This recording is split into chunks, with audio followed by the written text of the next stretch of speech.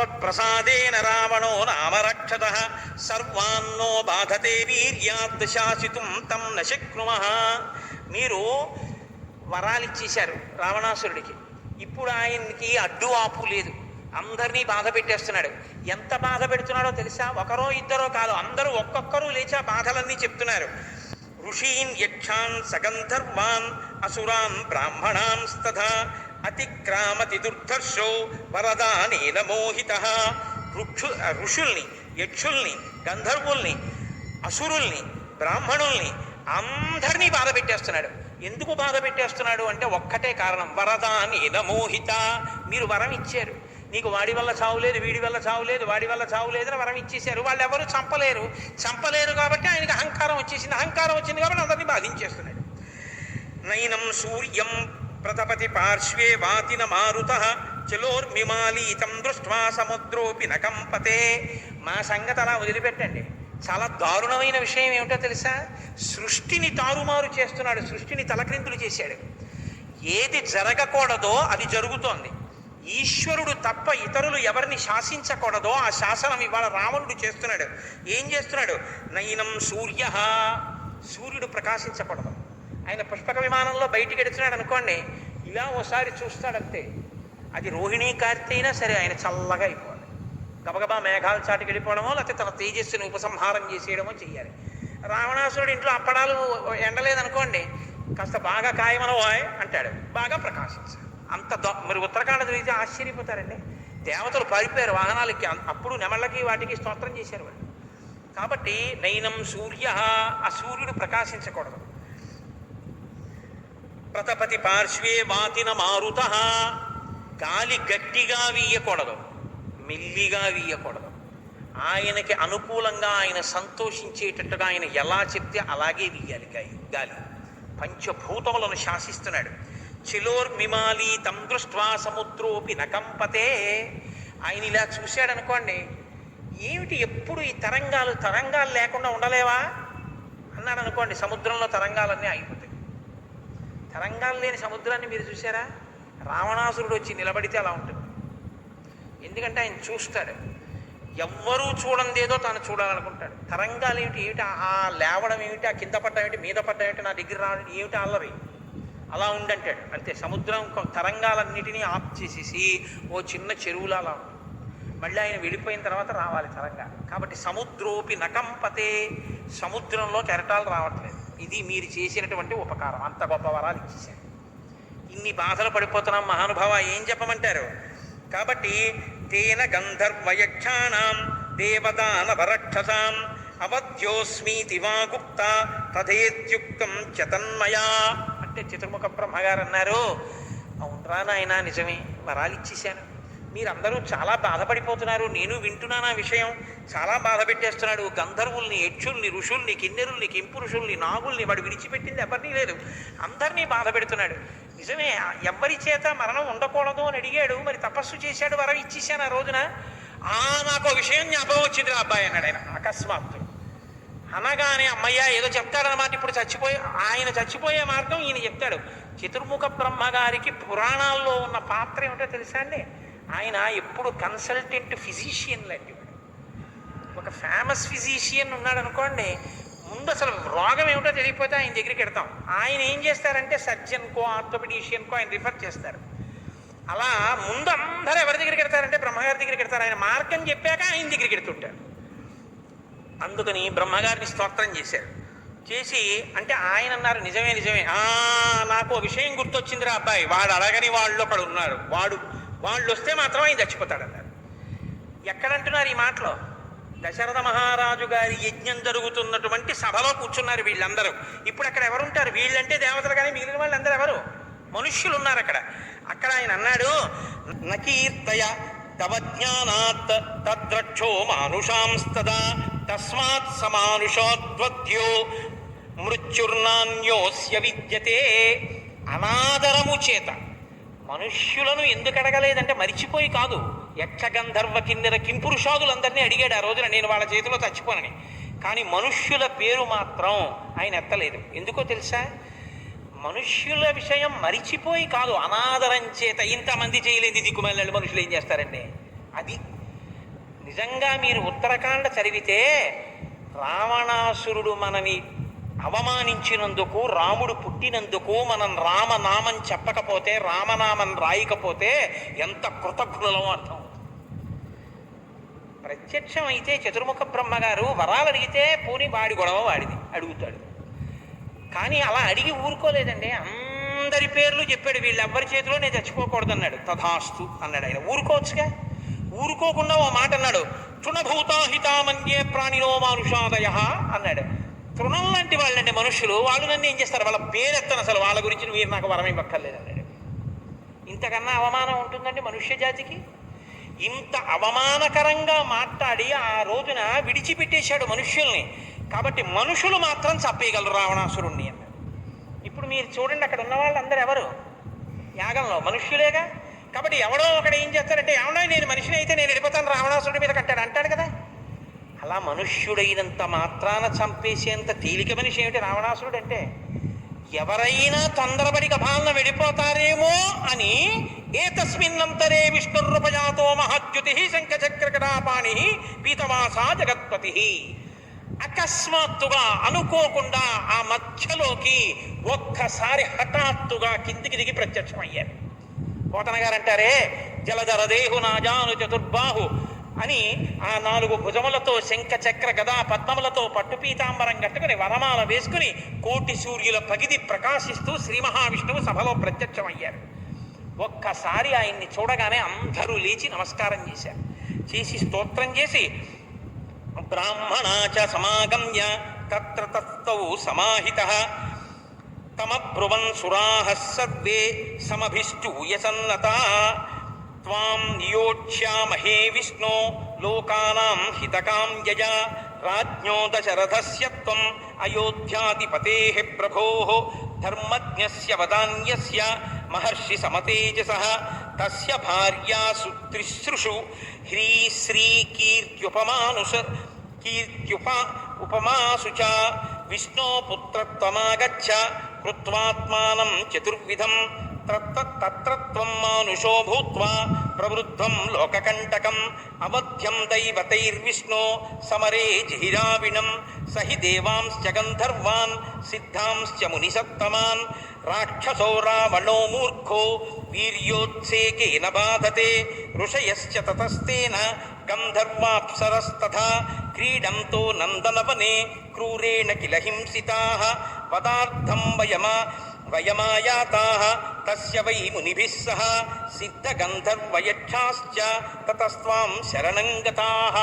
అక్కడ ఉన్నటువంటి దేవతలు, ఋషులు అందరూ కూడా ఆయనకి సాష్టాంగ నమస్కారం చేసి శరణాగతి చేస్తూ ఒక మాట చెప్పారు. మహానుభావ, నీవు లోక రక్షకుడవు. మాకు ఎప్పుడెప్పుడు ఆపద కలిగితే అప్పుడప్పుడు అవతారమును స్వీకరించి మమ్మల్ని కాపాడుతుంటావు. నీవు మనుష్యుడిగా ఈ లోకంలో అవతరించాలి. మహానుభావుడు, రాజర్షి, వేదమును నమ్మినటువంటి వాడు, తేజస్సు కలిగినటువంటి వాడు, అయోధ్యానగరాన్ని పరిపాలిస్తున్నటువంటి దశరథ మహారాజు గారు కొడుకులు పుట్టాలన్న కోరికతో పుత్రకామిష్టి చెయ్యబోతున్నాడు. ఆయన కడుపున అక్కడ ఉన్నటువంటి ఆయన 3 భార్యలున్నారే, హ్రీ శ్రీ కీర్తి ఎలాంటి వారో దక్ష ప్రజాపతి యొక్క కుమార్తెలు, అటువంటి వాళ్ళు కౌసల్య, సుమిత్ర, కైకేయి. వాళ్ళ 3 కడుపున నీవు మనుష్యులుగా జన్మించాలి. జన్మించి రావణాసురుణ్ణి సంహరించాలి. అప్సరసలు, దేవతలు ఎవ్వరూ ఇవ్వాల నందనవనంలో స్వేచ్ఛగా విహరించడానికి కూడా స్వాతంత్ర్యం లేనటువంటి స్థితి. ఈ కష్టం నుంచి మమ్మల్ని ఉద్ధరించాలి. కాబట్టి మీరు అవతారాన్ని స్వీకరించవలసింది అని ప్రార్థన చేశారు. మీరు ఒకటి బాగా జ్ఞాపకం పెట్టుకోండి, అవతారం స్వీకరించి చంపెయ్యండి అని అడిగితే ఈశ్వరుడు అలా ఏం వచ్చి ఆయన కొన్ని కారణాలు చెప్తాడు. ఈ కారణాలు ఉంటే మాత్రం నేను చంపుతానని చెప్తాడు. ఎందుకో తెలుసా అండి? ఇలా చంపడం కూడా ధర్మమునందు అంతర్భాగం. ఒక వైద్యుడు ఉన్నాడు అనుకోండి, ఒక వ్రణం పుట్టింది, ఒక పుండు. ఇప్పుడు ఆ పుండుని వైద్యుడు కోసేస్తాడు. వైద్యుడు పుండు కోసేశాడు కదా అని చెప్పి ఇప్పుడు ఆయన మిమ్మల్ని చాలా బాధ పెట్టాడు, చాలా నొప్పి పుట్టింది, చాలా రక్తం పోయింది, కట్టాడు. వారం రోజులు ఆఫీస్కి సెలవు పెట్టేసి ఇంట్లో పడుకోండి అన్నాడు. ఇప్పుడు డాక్టర్ గారు నన్ను చాలా బాధ పెట్టేశారండి అని మీరు క్రోధం పెట్టుకుంటారా? మిమ్మల్ని బాధ పెడుతున్న వ్రణాన్ని తీసేశాడు కాబట్టి మీరు సంతోషిస్తారా? నా పుండు నాకు ఇచ్చేయండి పట్టుకెళ్ళిపోతానంటాడు ఎవడైనా? ఎవడంటూ పుండు పోయిందని సంతోషిస్తాడు. పుండు తీసేసినటువంటి వైద్యుడిది ఎంత ఉపకారమో, ధర్మాన్ని కబళిస్తున్నటువంటి వాళ్ళని అంతరింపచేసి ఆ శరీరంతో వాడు ఉండి ఇంకా అధర్మం ఇంకా మహాపాపం చేసి లోకకంటకుడై అందరి చేత నిందింపబడేటటువంటి స్థితి నుంచి ఆ శరీరాన్ని వినిర్ముక్తం చేసినటువంటి దయ పరమేశ్వరుడు. కాబట్టి అది కూడా ధర్మ సంస్థాపన యందు అంతర్భాగం. కాబట్టి ధర్మానికి హాని కలిగేటటువంటి రీతిలో ఆయన ప్రవర్తించాడు అంటే తప్ప ఆయన అవతార స్వీకారం చేసి చంపడు. అందుకే ఆయన ఒక మాట చెప్తాడు భాగవతంలో, శుద్ధ సాధులందు, సురలందు, శృతులందు, గోవులందు, విప్రకోటియందు, ధర్మ పదవి ఎందు, కవిని నాయందు వాడెన్నడలు నాడు పట్టి వధింతు అన్నాడు. శుద్ధ సాధులందు, నన్నే నమ్ముకుని బతుకుతున్నటువంటి మహాభక్తులైన వాళ్ళ జోలికి వెడితే మాత్రం చంపేస్తాను. శృతులందు, వేదాన్ని తిరస్కరించి బతకడం, వేదాన్ని విమర్శించడం ఎక్కువైపోతే అవతారం తీసుకుని చంపేస్తాను. గోవులందు, ఆవుల జోలికి వెడితే చంపేస్తాను. విప్రకోటియందు, వేదం చదువుకుని వేదాన్ని నమ్ముకుని బతుకుతున్న వాళ్ళ జోలికెడితే చంపేస్తాను. విప్రకోటియందు, ధర్మ పదవి ఎందు, ధర్మం జోలికెడితే చంపేస్తాను. తవిలి నాయందు, చిట్ట చివర తన గురించి చెప్పాడు. అదే పనిగా నన్ను నిందిస్తే చంపేస్తాను తప్ప అన్యథా నేను ప్రతి చిన్న విషయానికి అవతారం స్వీకరించి చంపను. కాబట్టి ఇప్పుడు ఆయన చంపడానికి కారణం చెప్తున్నాడు. ఎందుకు చంపుతానో తెలుసా రావణాసురుణ్ణి? భయం త్యజ భద్రం వో హితార్థం యుధిరావణం సపుత్ర పౌత్రం సామాత్యం సమిత్ర జ్ఞాతి బాంధవం హత్వా క్రూరం దురాత్మానం దేవర్షీణాం భయావహం దశవర్ష సహస్రాణి దశవర్ష శతాని చ వత్సామి మానుషే లోకే పాలయన్ పృథివీమిమాం. నేను రావణాసురుణ్ణి చంపడానికి కారణం మిమ్మల్ని అందరినీ భయపెట్టడం. భయం కన్నా మృత్యువు లోకంలో ఇంకోటి లేదండి. మీ మానాన మీరు వేదాన్ని నమ్ముకుని బతుకుతుంటే మిమ్మల్ని భయపడేలా చేస్తున్నాడు. అందుకు చంపేస్తాను. మీ అందరి హితం కోసం చంపేస్తాను. చంపడం కూడా ఎలా చంపుతానో తెలుసా? విషవృక్షాలన్నీ కలిసి ఒక పెద్ద వనం పెరిగినట్లుగా పెరిగాయి రావణాసురుడితో పాటు. అందుకని సపుత్రం, కొడుకులందరినీ చంపేస్తాను, సైన్యాన్ని చంపేస్తాను, తమ్ముళ్ళని చంపేస్తాను. ఆయన వారన్న వాడెవ్వడు బతకడానికి వీలు లేకుండా చంపేస్తాను. అంత అధర్మంతో ఉన్నాడు రావణాసురుడు. రావణాసురుడితో అనుబంధం ఉన్నవాడన్నవాడు ఈ లోకంలో ఉండడు. వాళ్ళందరినీ చంపుతాను. దశవర్ష సహస్రాణి దశవర్ష శతాని చ 11,000 సంవత్సరములు ఈ భూమండలాన్ని పరిపాలన చేస్తాను. మనిషి గొప్పతనం ఏమిటో నిరూపిస్తాను. మనిషి అంటే రావణాసురుడు చెప్పినంత చులకన కాదు. మనిషి అంటే ఇంత గొప్పవాడని చెప్పడానికి నేను ఒక మనుష్యుడిగా ప్రవర్తించి మనిషి గొప్పతనాన్ని నిరూపిస్తాను. అందుకు మనందరం రుణపడ్డాను రామచంద్రమూర్తికి. అందుకని దశవర్ష సహస్రాని దశవర్ష శతాని చ వర్షామి మానుషే లోకే, ఈ మనుష్యలోకంలో తిరుగుతాను. పాలయన్ పృథివీమిమాం, నేను ఈ భూమండల అంతటినీ కూడా పరిపాలన చేస్తాను. తత పద్మపలాశాక్ష కృత్వాత్మానం చతుర్విధం పితరం రోచయామాస తదా దశరథం నృపం. ఆయన తనని తాను 4గా విభాగించుకున్నాడంటే ముక్కలైపోయాడు అని మీరు భావన చేయకూడదు. ఒక విష్ణువు నలుగురిగా జన్మించడానికి నిర్ణయం చేసుకున్నాడు.